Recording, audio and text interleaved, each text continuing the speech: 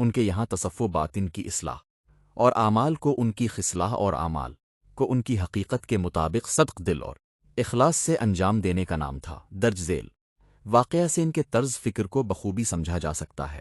حضرت جنید کی خدمت میں ایک شخص آیا۔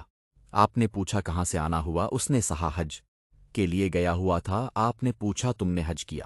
جواب ملا جی ہاں۔ حضرت جنید نے پوچھا اس وقت سے لے کر کہ جب تم نے اپنے گھر کو خیر باد کہا کیا تم نے تمام گناہوں کو بھی خیر باد کہا تھا؟ اس نے جواب دیا ایسا تو نہیں کیا۔ حضرت جنید بغدادی نے کہا کہ پھر تم نے حج ہی نہیں کیا؟ حضرت نے پھر پوچھا کہ جب تم نے گھر چھوڑا اور ہر منزل پر پڑاؤ کیا تو تم نے اس منزل میں اللہ کی طرف بھی کوئی منزل طے کی؟ جواب ملا نہیں۔ حضرت نے فرمایا تو تم نے حج کا سفر منزل بے منزل تو نہ کیا؟ حضرت جنید نے پھر پوچھا جب تم نے میقات میں احرام باندھا تو کیا تم نے اپنے آپ کو انسانی صفات سے عاری کر لیا تھا؟ حضرت جنید نے فرمایا کہ پھر تو تم نے احرام ہی نہیں باندھا۔